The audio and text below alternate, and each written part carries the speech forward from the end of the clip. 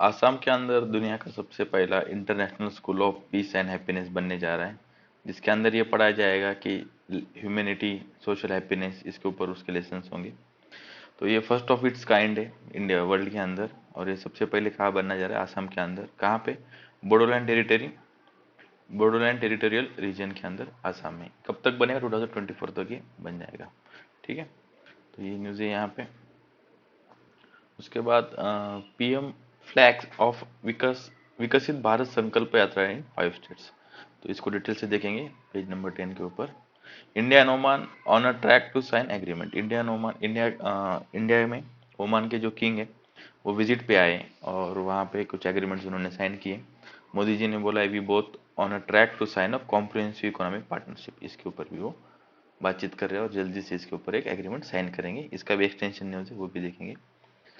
लेकिन यहाँ पे जो न्यूज़ है, विकसित भारत संकल्प यात्रा, ठीक है, विकसित भारत संकल्प यात्रा ये इंपॉर्टेंट है, तो इसके लिए थोड़ा देखेंगे इसकी इन्फॉर्मेशन। इसको कब लॉन्च किया गया था? 15 नवंबर 2023 में किया गया था, जनजातीय गौरव दिवस के शुभ मौके पर। जो बिरसा मुंडा है उनके जन्मदिन को जनजातीय गौरव दिन बोला जाता है। तो क्या किया जाता है संकल्प यात्रा के अंदर? इस विकसित भारत संकल्प यात्रा में एक आईईसी वैन्स होती है, मतलब इंफॉर्मेशन, यहाँ पे देखिए, information education and communication vans. तो ये जहाँ जहाँ पे भी district having significant scheduled tribe population है, ठीक है ना, वहाँ वहाँ जाएंगी और जो जो गवर्नमेंट से स्कीम है उनको पहुँचाएंगी। ठीक है, एंड कब से चालू होंगी? The third week of November 2023 onwards up to the 26 January 2024। इतने दिन में ये काम करेंगे। ठीक है, क्या क्या ऑब्जेक्टिव है इसके? रीचिंग द अनरिच, मतलब जब जिन लोगों के पास अब तक स्कीम नहीं पहुंची उन लोगों पे स्कीम पहुंचा देना। जो बेनिफिशियरीज है, जो एलिजिबल पर्सन है, उनको जिस जिस गवर्नमेंट की स्कीम है उनका लाभ पहुंचा देना। ठीक है, disseminating information and generating awareness about the scheme. ठीक है, लर्निंग फ्रॉम द सिटीजन्स, तो फीडबैक लेना स्कीम इंप्लीमेंट करने में क्या क्या दिक्कत। स्कीम तो हमने इंप्लीमेंट कर दी है, लेकिन उसके बाद क्या क्या दिक्कत आ रही है स्कीम्स में, ये लोगों से उन्होंने फीडबैक लेना है। ठीक है, उनका एक्सपीरियंस शेयरिंग, पर्सनल स्टोरीज, ये भी आएगा इसमें। Enrolment of potential beneficiaries to detail certain during the yatra. ठीक है, और जो जो बेनिफिशियरीज मिलते हैं, जो एलिजिबल है, उनका उनको स्कीम्स में क्या लाभ देना। ठीक है, एनरोलमेंट कर लेना उनको स्कीम के अंदर। ठीक है, भारत संकल्प यात्रा ये इसके अंदर ये होगा। तो इसका ये कंट्रोवर्सी भी हुई थी कि ये बोला गया था अपोजिशन के अंदर कि सेंट्रल गवर्नमेंट अपनी मशीनरी नहीं यूज कर सकती। क्या मतलब है इसका? जो चीफ सेक्रेटरी थे वो इस वैन्स के, आईईसी वैन्स के हेड्स थे, तो ये रथ प्रभारी हो गए। रथ प्रभारी मतलब इस वैन को हेड करेंगे। ठीक है, तो सेंट्रल गवर्नमेंट ने अपोजिशन में ये बोला था कि आप ऐसे गवर्नमेंट मशीनरी का यूज करके आप ये नहीं कर सकते, इलेक्शन टाइम चालू है अभी।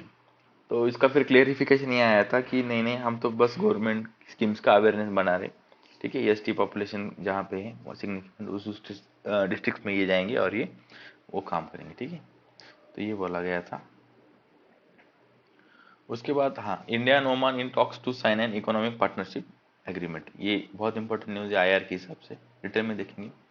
देखिए 2020 में जो ओमान के पुराने सुल्तान थे, सुल्तान कुबूज, ठीक है, इनके डेथ हो गई और उनके बाद बने सुल्तान सुल्तान हितमन बिन तारिक, और ये अभी इंडिया के विजिट पे आए।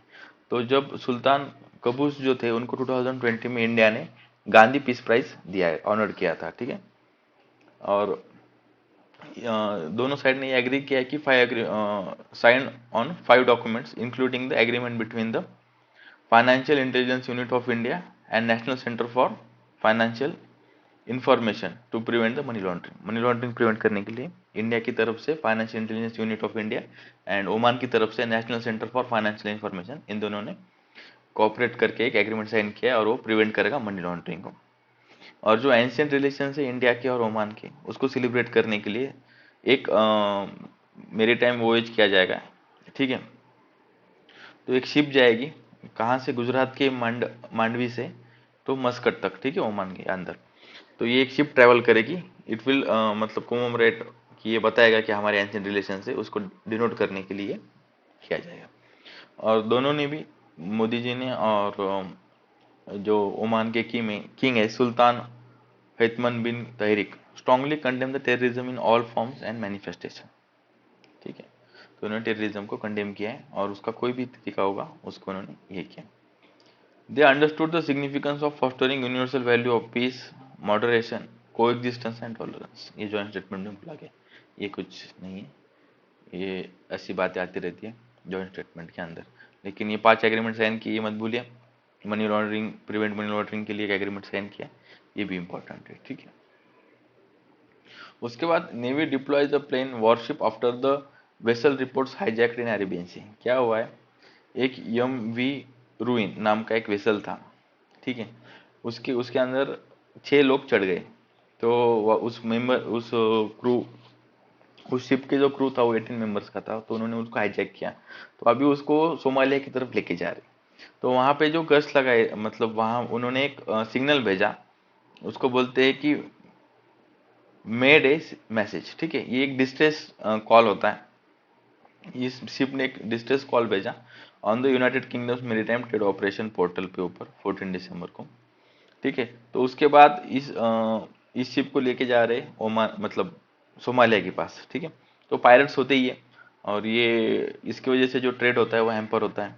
तो इंडियन नेवी की शिप जो थी वो इनके पीछे जा रही है और एयरक्राफ्ट भी इसको फॉलो कर रही है, क्योंकि अगर सी में प्राइवेसी, मतलब सी में अगर सिक्योरिटी नहीं होगी तो ट्रेड नहीं होगा। Sea lines are the main line. तो यही है इसके अंदर, बाकी चटपटे, बाकी कहाँ से क्या है क्या नहीं है उतना जानने की ज़रूरत नहीं है, ठीक है। उसके बाद weapons with warring groups, instability in Myanmar have grave implication for Manipur. थोड़ा इंपॉर्टेंट, ध्यान से सुनिए। म्यांमार जो कंट्री है, इसके अंदर ना 1 फरवरी को, 1 फरवरी 2021 में मिलिट्री को हुआ था। क्या इसका मतलब क्या है, मतलब वहाँ की जो मिलिट्री थी उन्होंने डेमोक्रेटिक गवर्नमेंट को हटा दिया और अपनी गवर्नमेंट एस्टेब्लिश कर दी, और जो भी डेमोक्रेटिक लीडर थे उनको जेल में डाल दिया, ठीक है। तो अभी भी वहाँ पे जो गवर्नमेंट चल रही है वो मिलिट्री की गवर्नमेंट चल रही है, उनको जुंटा बोलते हैं, ठीक है। जुंटा की गवर्नमेंट है, ठीक है। मिलिट्री को जुंटा बोलते हैं, तो उनकी गवर्नमेंट वहाँ पे चल रही है। तो अभी क्या बोला गया है कि लेफ्टिनेंट जनरल राणा प्रताप कलिता, इन्होंने क्या बोला है कि जो म्यांमार के अंदर इंस्टेबिलिटी है, तो वहाँ पे वेपन्स मिल रहे, वहाँ पे जो इंसर्जेंट, वहाँ पे जो लोकल्स है वो उनको रेजिस्टेंस दे रहे, जो गवर्नमेंट है मिलिट्री की एस्टेब्लिश की गई, उनको लोकल ऑर्गेनाइजेशन से, सिविल ऑर्गेनाइजेशन से एक मिलिट्री रेजिस्टेंस मिल रहा है। तो इसकी वजह से जो वेपन्स है उनकी एबिलिटी बढ़ चुकी है, और वो वेपन्स मणिपुर में आ रहे हैं। इसकी वजह से इंडिया के अंदर इंस्टेबिलिटी। तो ये रिलेशन समझना जरूरी है, ठीक है। और मोदी जी ने जो विकसित भारत संकल्प यात्रा यहाँ के ऊपर जो भाषण दिया है, उसको वहाँ पे उन्होंने 3-4 स्कीम्स का नाम लिया है, वो देखेंगे थोड़ा। He cited the Amrit mission and smart city mission to upgrade the basic facility in the small cities, ठीक है। 2 स्कीम्स का यहाँ पे बात की उन्होंने। तो smart city mission is an initiative of union housing and urban affairs ministry, important है, याद रखिए। Aims to promote the city to provide a core infrastructure, clean and sustainable environment, provide a decent quality of life to the citizen through the application of smart solutions. ये smart city के अंदर किया जाएगा। उसके बाद उन्होंने बोला अमृत mission. तो अमृत मिशन के बारे में जानना इंपॉर्टेंट है। Atal mission for rejuvenation and urban transformation, यहाँ पे देखिए, Atal mission for rejuvenation and urban transformation is the development mission launch by prime minister Narendra Modi in June 2015 में ये इसको लॉन्च किया गया। Aim to establish infrastructure and that could ensure the adequate robust sewage network, water supply to urban transformation, implementing urban revival projects, ठीक है। तो sewage network बनाएंगे, water supply करेंगे, एस्टेब्लिश इंफ्रास्ट्रक्चर बनाएंगे, ठीक है। ऐसा इंफ्रास्ट्रक्चर बनाएंगे जो इंश्योर करेगा अच्छा सीवेज नेटवर्क को, water supply to the urban areas के अंदर। और क्या क्या बोला गया है, it ensure that every household has access to tap water, tap water को एक्सेस होना चाहिए, with assured supply of water and sewerage connection, increase the amenity value of the cities by developing greenery, greenery बढ़ाई जाएंगी, and well maintained open spaces, मतलब parks भी होंगे वहाँ पे। Reduce the pollution by switching to public transport, public transport को switch किया जाएगा, और constructing facilities for non-motorized transport, that is walking or cycling. The AMRUT scheme is initiated to provide the basic civil amenities to urban areas, ठीक है, urban area के लिए ये याद रखना। And to provide quality to life for all specially the poor and disadvantage. तो इनके लिए ये काम करेगी अमृत मिशन। क्या लॉन्ग फॉर्म है? Atal mission for regeneration and urban transformation. ठीक है। Modi said the street vendors and hawkers have been connected to the banking system and could now get a loan easily under the Swanidhi योजना। PM Swanidhi योजना है, उसके बारे में देखेंगे अपन। Under which over the 50 lakh people have been benefited. तो जो स्ट्रीट वेंडर्स होते हैं उनको अभी तक 50 लाख लोगों को इसके अंदर लोन दिया गया है स्वनिधि योजना के अंदर, ये उन्होंने यहाँ पे बोला है। तो देखेंगे क्या है पीएम स्वनिधि योजना। सेंट्रल सेक्टर स्कीम है, कौन किस मिनिस्ट्री ने फंड किया है इसको? Fully funded by the ministry of housing and urban affairs. ठीक है। क्या करती है इसके ऑब्जेक्टिव्स क्या क्या? Facilitate the working capital loan, incentivise the regular repayment and reward the digital transactions. ठीक है, अगर आप रीपेमेंट करते हो तो आपको इंसेंटिवाइज भी किया जाएगा। ठीक है। इसके अंदर 3 तरह के लोन दिए जाते हैं। फर्स्ट लोन होता है 10,000 का, उसके बाद 20,000 का और फिर 50,000 का।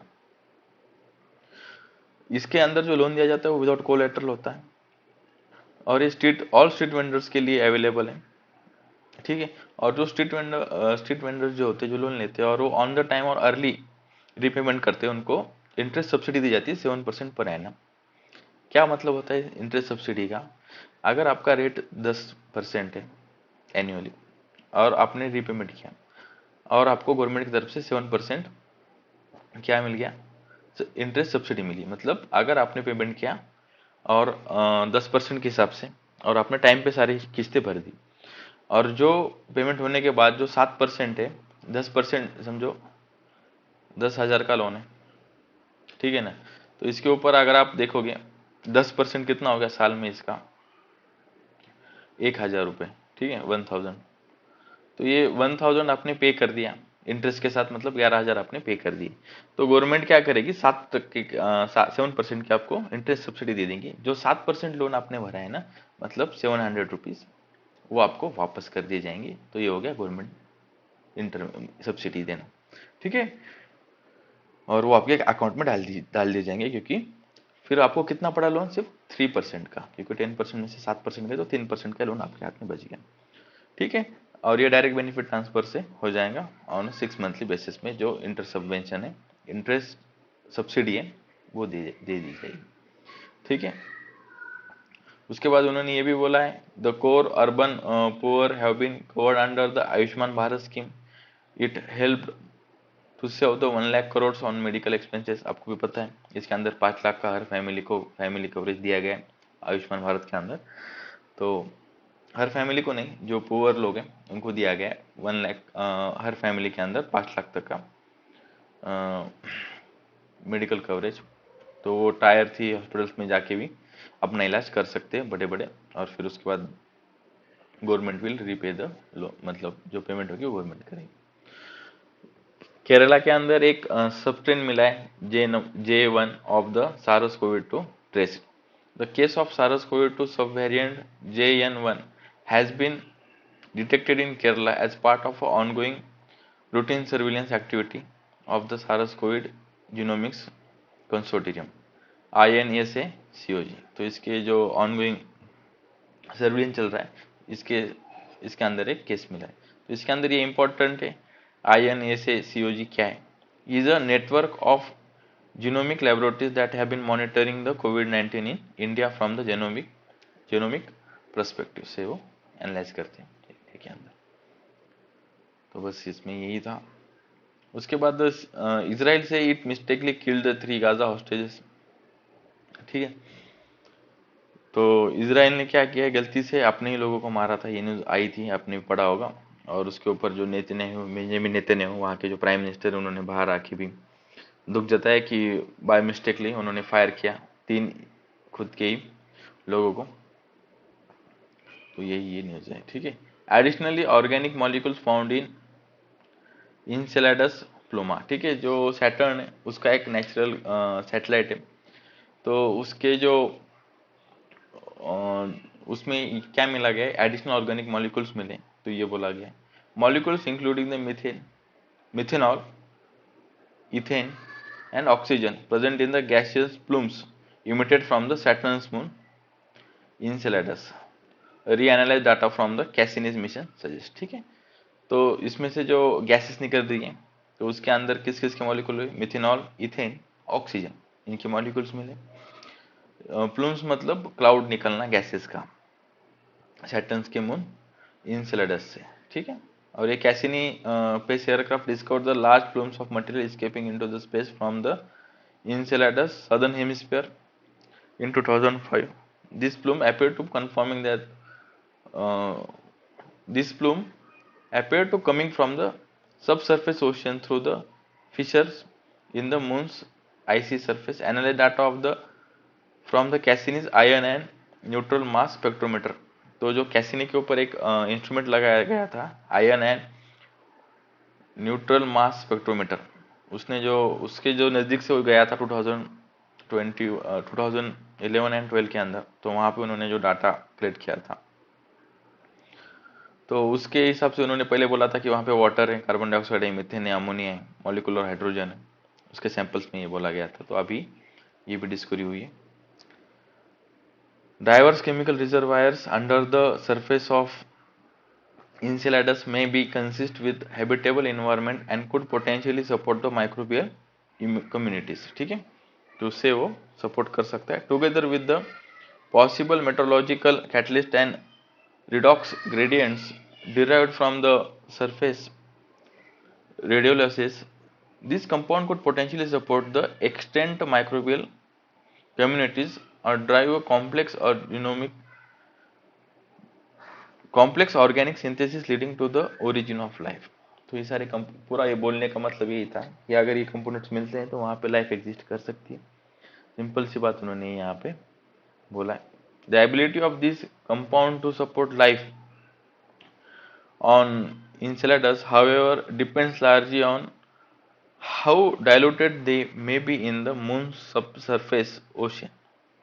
तो इसके ऊपर वो डिपेंड है कि वो लाइफ को सपोर्ट करेंगे नहीं करेंगे। CT scan associated with the increase the risk of blood cancer, adult हो बच्चे हो, ठीक है, इनके अंदर जो सीटी स्कैन किया जाता है, ठीक है, वो लो इंटेंसिटी का हो, बड़े इंटेंसिटी का हो, तब भी उसकी वजह से ब्लड कैंसर होने के चांसेस होते हैं। इस आर्टिकल में ये बोला गया। The result strengthen the body of evidence, increase the cancer at a low radiation dose, and highlight the need for continued justification of pediatric CT examination and optimization of doses। ठीक है, तो यहाँ पे उन्होंने सैंपल दिया है। radiation doses at moderate to high values known to cause of blood cancers in both children and adults। ठीक है, कम हो या ज्यादा हो, रेडिएशन जाने की वजह से ब्लड कैंसर हो रहा है, ये बोला है। Recent study suggest that the even low doses of radiation have a small probability to cause blood cancer. ये सिंपल सी स्टडी यहाँ पे बोली गई है, उससे ब्लड कैंसर हो सकता है। For every 10,000 childrens undergoing the CT examination, 1-2 childrens are expected to develop a blood cancer in about 12 years।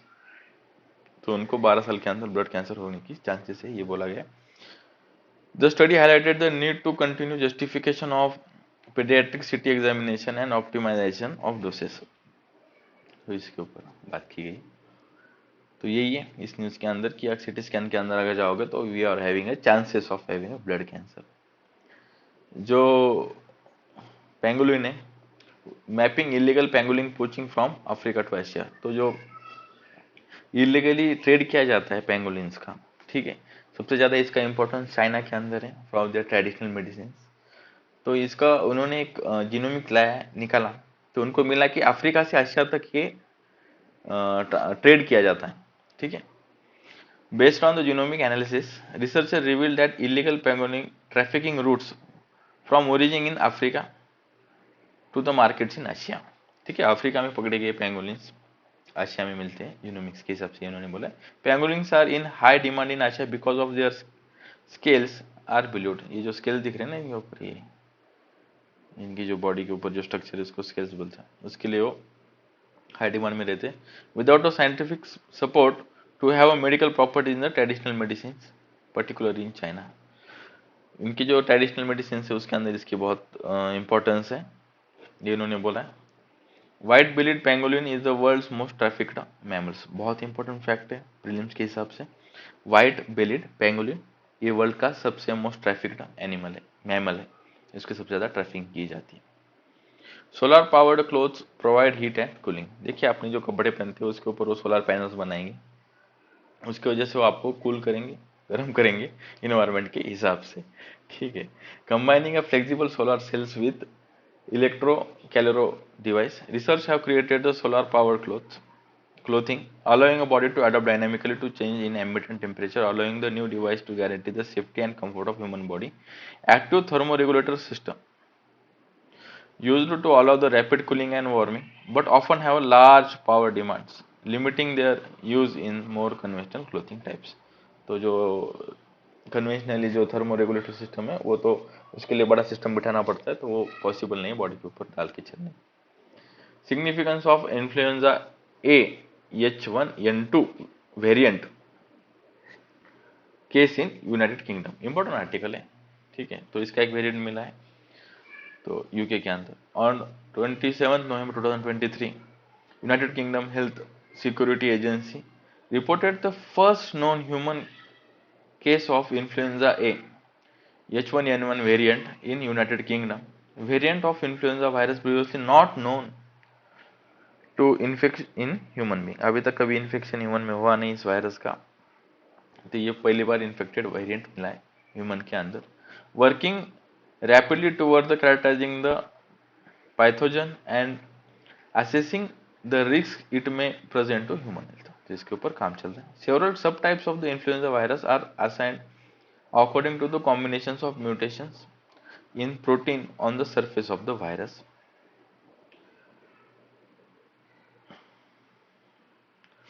हेमाग्लूटिन and neuraminidase, ठीक है। तो ये जो प्रोटीन है उसके जो कॉम्बिनेशंस होते हैं उसके से वजह से जो म्यूटेशंस होता है उसके ऊपर उसके सब टाइप्स डिसाइड किए जाते हैं। The former binds to sialic acid receptors in the host, तो जो होस्ट होता है उनके अंदर इनके जो प्रोटीन है वो अटक जाते हैं और वो उसको बाइंड कर देते हैं। The new influenza virus can emerge through a process called reassortment where the co-infecting virus could swap genomic fragments, ठीक है। तो जो रीअसॉर्टमेंट होता है उसके अंदर जो को-इन्फेक्टिंग वायरस होता है उनके बीच में जीनोमिक्स फ्रैगमेंट्स की एक्सचेंज होती है। Influenza A H1N2 is a सब type of influenza that is endemic in pigs and in really reported in humans, ठीक है। तो ये H1N2 जो इन्फ्लुएंजा है वो पिग्स के अंदर होता है, ह्यूमंस के अंदर इसका इन्फेक्शन बहुत रेयरली होता है। Swine influenza virus normally do not infect humans, however in rare cases the sporadic infections can occur especially with a close contact with the animal carrying viruses। अगर बहुत क्लोज कॉन्टैक्ट होगा तो infection हो सकता है swine influenza का। In such occurrence, the infecting influenza strain may known as variant virus denoted by the adding V after the subtype, ठीक है। वेरिएंट वायरस जो मैंने अभी बोला यहाँ पे वेरिएंट वायरस होता है, V का मतलब। The case of influenza A variant virus, genome sequencing revealed that the virus belonging to a distinct clade 1B11 of influenza virus, तो ये अलग टाइप को बिलोंग करता है। Instances of human to human transfer of the virus have also not been yet detected, तो इसका अभी तक डिटेक्शन नहीं हुआ ह्यूमन टू ह्यूमन ट्रांसफर का। However, the detection of the virus in case with no contact with animal could possibly mean that limited and undetected human to human transaction may be occurred, but there is no definitive evidence। हो भी सकता है लेकिन इसका कोई evidence नहीं है, WHO ने बोला है, वर्ल्ड हेल्थ ऑर्गेनाइजेशन ने, ठीक है। The sporadic human infection with the H1N2 variant virus have been detected previously in 2005 since almost the 50 cases of human H1N2 virus variant infections have been reported from across the world। However, this is the first time a case has been reported from UK। World में मिले लेकिन अभी पहली बार हुआ है UK के अंदर मिला है। Recently, in August 2023, human infection was reported in US, United States of America, linked to the agriculture fair. The cases have been reported from the Australia, Denmark, France, Netherlands, Brazil, Canada, China, and Australia. Infections with the H1N2 variant generally been similar in symptoms and several seasonal influenza viruses, and there is limited evidence of human to human transmission. ठीक है, इतना evidence नहीं है. Currently, evidence suggests that these swine origin influenza viruses have limited ability to sustain the transmission among humans. ठीक है, currently जो evidence मिले उसके हिसाब से ये बोला गया है कि स्वाइन ओरिजिन इन्फ्लुएंजा वायरसेस से उनकी एबिलिटी कम हुई है ह्यूमन टू ह्यूमन ट्रांसमिशन की. Influenza virus have a potential to spill over into the human populations and cause several illnesses through variant viruses detected in the UK. Does not show any characteristic suggestion of a pandemic potential. तो इससे कोई pandemic नहीं होगा, ये यहाँ पे इन्होंने बोला. जो हंगरी है उन्होंने ब्लॉक किया था यूक्रेन की मेंबरशिप. यूक्रेन को मेंबरशिप चाहिए थी यूरोपियन यूनियन के अंदर, तो हंगरी ने उसको स्ट्राइक डाउन किया गया था. उसके बाद हंगरी के प्रेसिडेंट ने ये भी बोला था कि जो $50 मिलियन की आप एड दे रहे हो, ठीक है, सॉरी पॉन्ड्स की, 50 मिलियन पॉन्ड्स की एड दे रहे हो यूक्रेन को, वो नहीं दे सकते क्योंकि वो कोई यूरोपियन यूनियन कंट्री नहीं है जिसको आप मदद दिए जा रहे हो. ठीक है, तो उन्होंने वेटो यूज किया और उन्होंने मदद करने को ना बोला. तो उसके रिगार्डिंग थोड़ा इंटरनेशनल न्यूज है. कौन है? प्राइम मिनिस्टर ऑर्बन, हंगरी के ये प्राइम मिनिस्टर है, और उसको उनको बोला जाता है is the close ally of Russian president Vladimir Putin. And उन्होंने जब री इलेक्शन किया था तब उन्होंने क्रिटिसिज्म किया था. इन अप्रैल 2022 उन्होंने ये बोला था कि जो जेलेस्की हैं, ठीक है ना, यूक्रेन के प्रेसिडेंट, ये वो करप्ट है, उनके ऊपर उन्होंने पर्सनल अटैक्स किए थे, और उन्होंने ये बोला था कि उनको हम इनके यूरोपियन यूनियन की मेंबरशिप नहीं दे सकते. ठीक है, और he believed that the Ukraine should first serve as a strategic partner of European Union for some time before membership talks can begin. तो डायरेक्ट मेंबरशिप लेने से पहले आप पहले स्ट्रेटेजिक पार्टनर बनो, और उन्होंने ये बोला है कि हम उनको पैसे नहीं देंगे क्योंकि ये यूरोप के मेंबर नहीं है. European Union accession to the European Union कैसे होता है, मेंबर कैसे बनते हैं, तो उसके लिए उनको बोला गया है कि where the country have to fulfill the several governance related and other requirements.